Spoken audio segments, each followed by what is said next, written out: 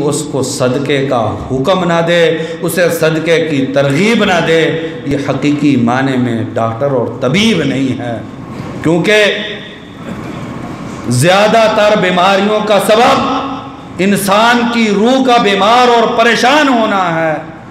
جب ہم بیمار ہوتے ہیں تو اکثر سبب روح کا بیمار ہونے کی وجہ سے بیماری آتی ہے، لیکن بڑے افسوس کی بات ہے میں اور آپ اپنے جسم کا علاج تو کرواتے رہتے ہیں، لیکن ہم اپنی روح کا علاج نہیں کرواتے۔ اس لیے ابن قیم رحمہ اللہ فرماتے ہیں وہ ڈاکٹر حقیقت میں ڈاکٹر نہیں ہے جو بیمار کو صدقے کی تلقین نہیں کرتا ہے۔ یہ جو گھروں کے اندر بیماریاں ہیں، یہ جو پریشانیاں ہیں، یہ جو ناچاکیاں ہیں، اس کی وجہ صدقے کا کم کرنا ہے۔ جو انسان صدقہ کرتا ہے اس کے گھر میں اتنی خیرات اور برکات ہوتی ہیں کہ انسان اندازہ نہیں کر سکتا ہے۔ طبرانی کی حدیث ہے، شیخ البانی رحمہ اللہ نے اس کو حسن کہا ہے، نبی اکرم صلی اللہ علیہ وسلم نے فرمایا ان صدقۃ السری، جو تنہائیوں میں چھپ کے صدقہ کیا جاتا ہے، تطفئ غضب الرب، یہ رب کے غصے کو ٹھنڈا کر دیتا ہے۔ ومصانع المعروف تقی مواقع السوء، اور صدقہ کرنے سے انسان بری موت سے بچ جاتا ہے۔ جو انسان صدقہ کرتا ہے اسے بری موت نصیب نہیں ہوتی، وہ کینسر سے نہیں مرتا ہے، وہ روڈ ایکسیڈنٹ سے نہیں مرتا ہے، وہ طرح طرح کی پریشانیاں لے کر نہیں مرتا ہے۔ جو انسان صدقہ کرتا ہے تقی مواقع السوء، بری موت سے صدقہ اس کو بچا دیتا ہے۔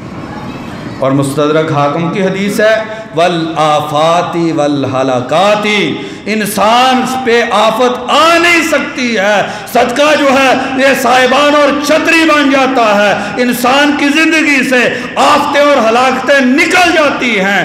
جو چھپ کے صدقہ کرتا ہے اس انسان کو کوئی آفت نہیں آتی ہے۔ نبی اکرم صلی اللہ علیہ وسلم نے معاذ بن جبل رضی اللہ عنہ کو مخاطب کر کے فرمایا، ترمذی شریف کی حدیث ہے، الا ادلک علی ابواب الخیر، معاذ میں تجھے نیکی کے کام نہ بتاؤں؟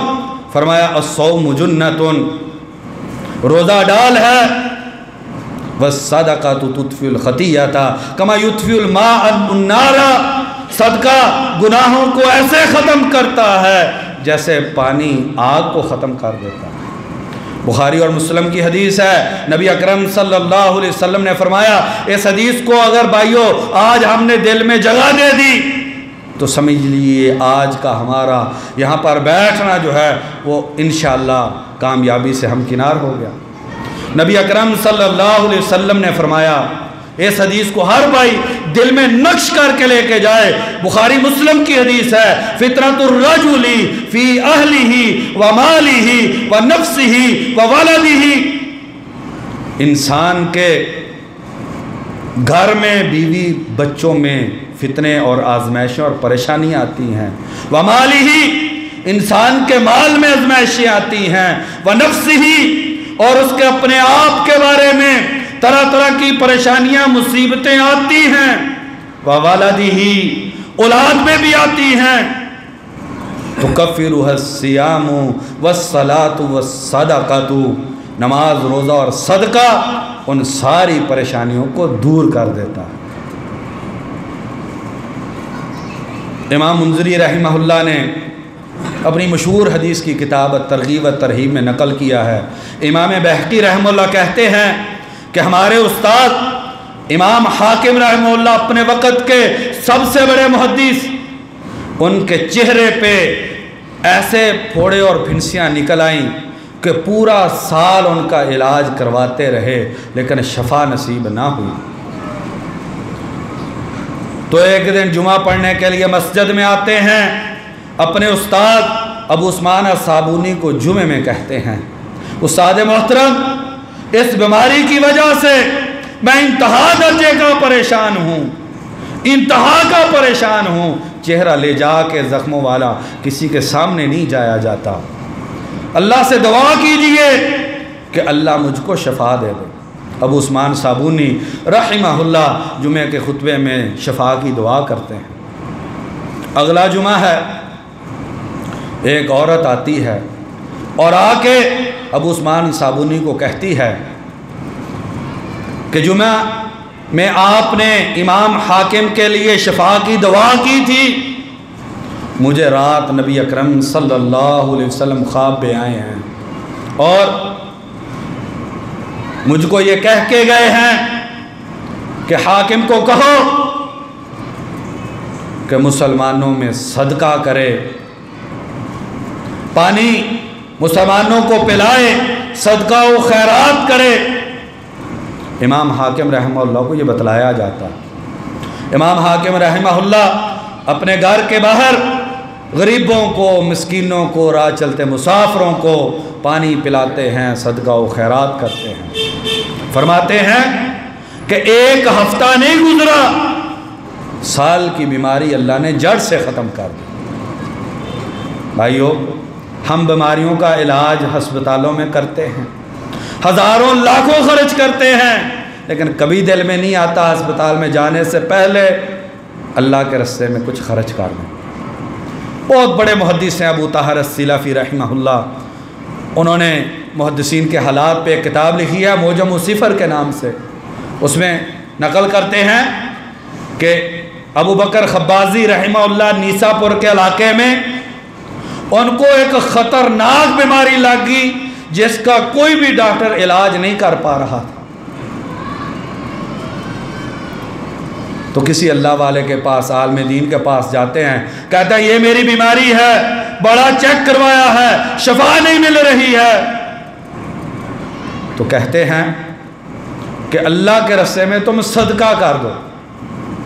کہتے ہیں میں بازار گیا، بازار سے میں نے تربوز خریدا، غریبوں یتیموں بیواؤں کو میں نے تربوز کھلایا، اور انہوں نے کھانے کے بعد ہاتھ اٹھا کے اللہ سے دعا کی کہ یا اللہ ابو بکر خبازی کو تو شفا دے دے، اس نے تیری رضا کے لیے ہم پر خرچ کیا ہے، یا اللہ تو اس کو شفا دے دے۔ کہتے ہیں کہ دنوں کے اندر میری بیماری جو ہے وہ ختم ہو جاتی ہے۔ امام ذہبی رحمہ اللہ سیر اعلامی نبلاء میں لکھتے ہیں کہ ایک آدمی عبداللہ بن مبارک رحمہ اللہ کے پاس آتا ہے اور آگے کہتا ہے امام الوقت 7 سال ہو گئے ہیں، 7 سال ہو گئے ہیں، میرے گھٹنے کے نیچے پھوڑا ہے جس کی وجہ سے نہ لیٹ سکتا ہوں صحیح طریقے سے، نہ چل سکتا ہوں، انتہائی تکلیف کے عالم میں ہوں، کیا کروں؟ کہتے ہیں دیکھو جس علاقے میں مسلمان پانی کے ضرورت مند ہوں وہاں پہ جا کے پانی کا کنواں کھدوا دو، اللہ تم کو شفا دے دے۔ کہتے ہیں میں نے کنواں کھدوایا، اللہ تبارک و تعالیٰ نے اس صدقے کی برکت کی وجہ سے اللہ تبارک و تعالیٰ نے میری بیماری جو 7 سال سے مجھے پکڑے اور جکڑے ہوئے تھی، وہ میری بیماری جو ہے ختم ہو گئی۔ مجھ کو اور آپ کو ڈاکٹر پہ تو اعتماد ہے، لیکن اللہ کے راستے میں خرچ کر کے شفا پانے پہ، گھروں میں برکتیں لینے پہ، آفات کو ختم کرنے پہ، گھروں کی خوشحالی کے لیے، امن اور سکون کے لیے، بیماریوں سے دفاع کے لیے ہمیں اللہ تبارک و تعالیٰ کے راستے میں خرچ کرنا نہیں آتا ہے۔ ابو ہریرہ رضی اللہ عنہ بیان کرتے ہیں کہ نبی اکرم صلی اللہ علیہ وسلم نے فرمایا اذا مات ابن آدم انقطع عمله الا من ثلاثہ، جب انسان اس دنیا سے مر جاتا ہے سارے عمل اس کے ختم ہو جاتے ہیں، الا من ثلاثۃ، مگر 3 کام اس کے باقی رہتے ہیں۔ صدقۃ جاریۃ، جو صدقہ جاریہ کر گیا، مسجد میں پنکھا لگوا گیا، جب تک پنکھا ہے اجر ہے، کنواں کھود گیا ہے پانی ہے اجر ہے، مسجد بنا گیا، مسجد کی تعمیر میں کردار ادا کر گیا، جب تک مسجد ہے اس میں سجدہ اور رکوع ہے تو انسان کی قبر ٹھنڈی ہے، معاشر کے اندر انسان کے لیے خیر و برکت ہے، بلکہ اس سے پہلے گھر کے اندر بیماریاں نہیں آئیں گی، خوشحالی رہے گی، برکت رہے گی، سکون رہے گا، فراوانی رہے گی، سعادت رہے گی۔ او علم ينتفع به، یا جو علم سکھلا گیا اس کا اجر انسان کو ملتا رہے گا، او ولد صالح يدعو له، یا نیک اولاد کی اچھی تربیت کر گیا ہے اس کے لیے دعا کرتی ہے، اس کو فائدہ ہوتا رہے گا۔ اور اگر اولاد کو مسجد سے دور، مدرسے سے دور، اولاد کے دل میں اللہ اللہ کے رسول کی محبت، نماز کی پابندی نہیں ڈالی ہے، تو بتائیے کب اولاد دعا کرے گی؟ جنازہ پڑھے گی، جنازے میں دعا نہیں کر سکے گی۔ زندگی بھر جس کے لیے اتنا کمایا، اتنی قربانیاں دیں، وہ بیکار کی اولاد ہوگی، دنیا آخرت میں اس کا کوئی فائدہ نہیں ہوگا۔ اللہ تبارک و تعالیٰ سے دعا ہے کہ اللہ تبارک و تعالیٰ ہمیں حقیقی معنی میں صدقے کو سمجھنے کی توفیق عطا کر دے، اور اپنی ذات پر اعتماد اور توکل کرنے کی اللہ ہم کو توفیق عطا کر دے، اور اپنے رستے میں دل کھول کے خرچ کرنے کی اللہ ہم کو توفیق عطا کر دے۔ وما توفیقی الا باللہ۔